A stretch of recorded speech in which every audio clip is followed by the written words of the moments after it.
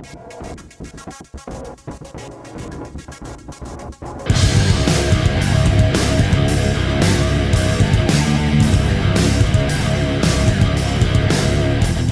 and welcome back to my kitchen. Today I'm cooking from the Elder Scrolls Cookbook and I'm going to be making the Companion's Meatball Bake. Let's get started and find out what ingredients we're going to need. First off, we're going to start by pre-roasting some little tiny baby potatoes. They're little tiny new potatoes. I've already cleaned and gone through all these to make sure they were okay.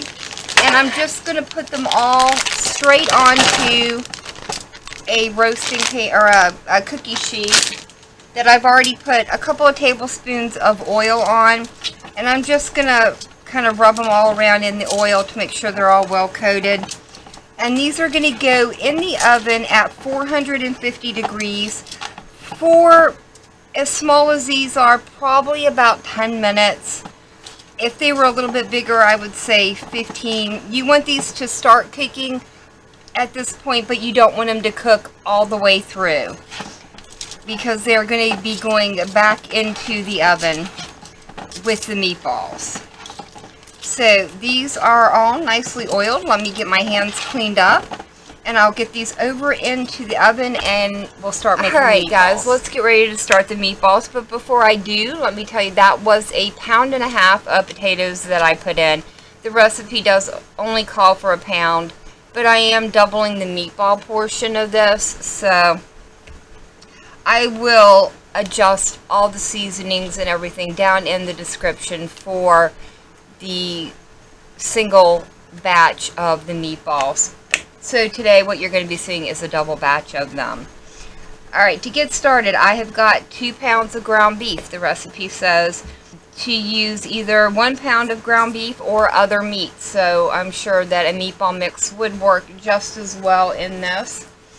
I'm also going to be adding in 1 cup of breadcrumbs.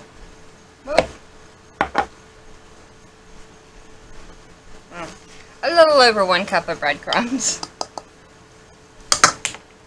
along with 2 eggs,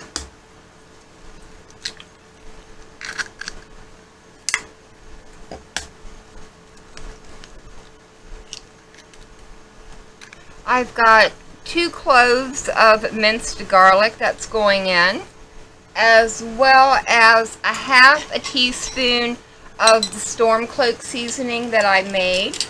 I will leave the ingredient amounts down in the description on how to make this. So that's 1/2 teaspoon of the Stormcloak Seasoning, as well as 2 tablespoons of sour cream.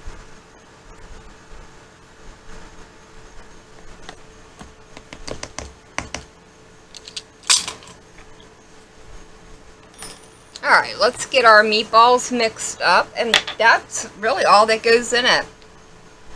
Very simple recipe and probably comes together very quickly. And I'm just going to go in with my hands and make sure everything is well incorporated.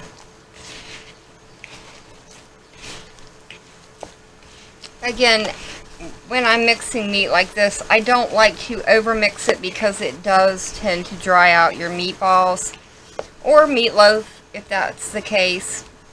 I just want to get it mixed to the point that everything is all incorporated and I don't see any lumps of seasoning or breadcrumbs that haven't gotten mixed in. And this looks like it's really mixed good, so let's go ahead and start making our meatballs. Now it says to make them roughly the size of your potato. My potatoes are a little on the smaller side, so I'm gonna, I don't know, about 1 inch, 1.5 inch size potato.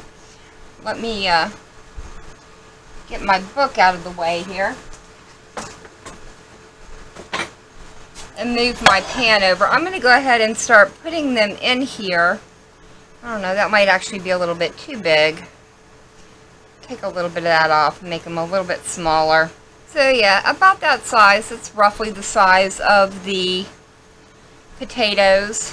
While I'm rolling these, let me remind you of the community-driven playlist that Death and I have going on our channel. So if you'd like to be a part of that, all you have to do is go out, make a cooking video, and post it to your channel. And once you do, let either Japik or I know, either in the comment section of our latest cooking videos, or if you are a part of his Discord server, you can let us know over there.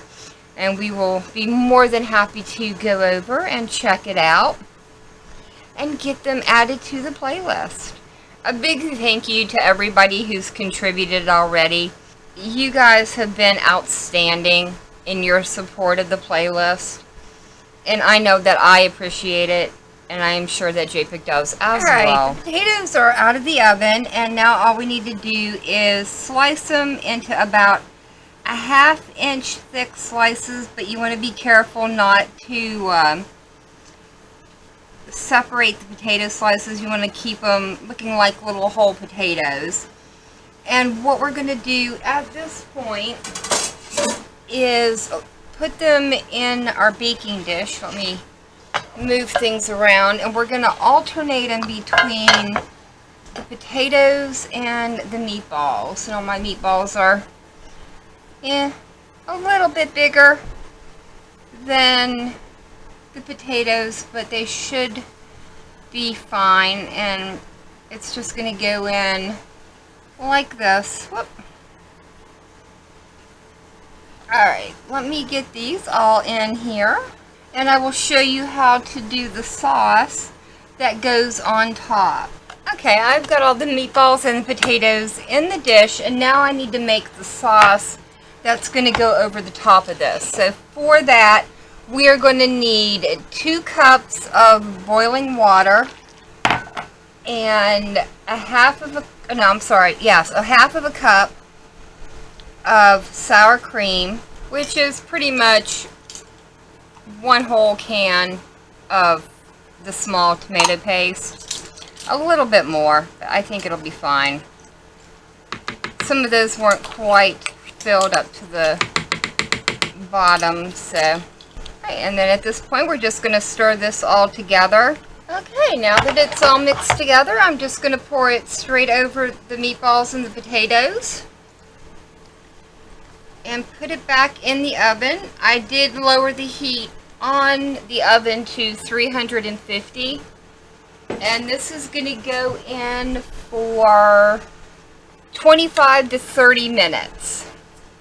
So I will see you guys when it's done. Alright guys, our meatball bake is done.